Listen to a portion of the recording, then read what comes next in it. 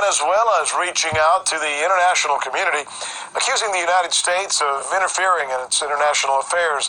This after the United States announced a series of sanctions against Venezuela.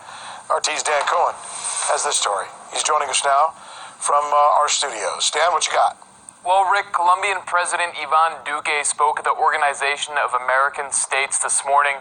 There he echoed Washington's call for a military coup in Venezuela. Que el cerco diplomático se afiance y se fortalezca. Diplomatic pressure has to be increased and strengthened. We have to clearly invite the members of Venezuela's military to support the National Assembly and President Guaido, and give them guarantees so the Venezuelan people can speak freely, so as to soon bring to an end this terrible phase of violence and political persecution.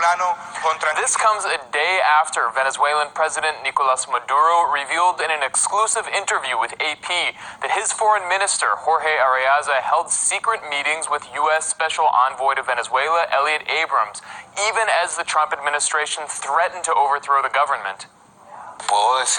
I can tell you that we have had 2 meetings already with Mr. Elliot Abrams in New York. Our Chancellor has met twice with Elliot Abrams. The first meeting lasted 2 hours. The second lasted 3 hours a few days ago.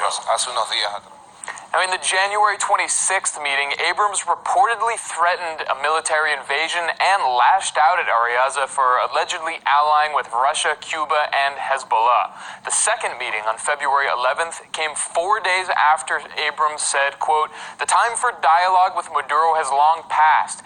And Abrams told the Venezuelan envoy that sanctions would force regime change even if the military stood by President Maduro. Just this morning, Washington leveled another round of sanctions against Venezuelan officials, including Manuel Quevedo, president of Venezuela's state-owned oil company PDVSA. And on Thursday, Venezuelan's foreign minister, along with his counterparts from 16 countries, including China, Russia, Iran, Syria, and Nicaragua, formed a group calling for self-determination, equality, and non-intervention in domestic affairs. We believe these principles are being violated, putting at risk the right to peace and security of our peoples, the right to development and full enjoyment of human rights. We all have the right to live without the threat of use of force and without the application of illegal, coercive, unilateral measures. A Russian ambassador to the United Nations, Vasily Nebenzia, spoke out against military action in Venezuela. Most developments that are around Venezuela today are worrisome, and we are very much concerned that some hotheads may be considering a military action against Venezuela. I think I was saying that before, that'll be a very bad development. This morning, China reiterated its call for dialogue in Venezuela within the framework of the United Nations Charter, but the European Union is continuing to follow Washington's lead in calling for President Maduro's ouster. Back to you, Rick.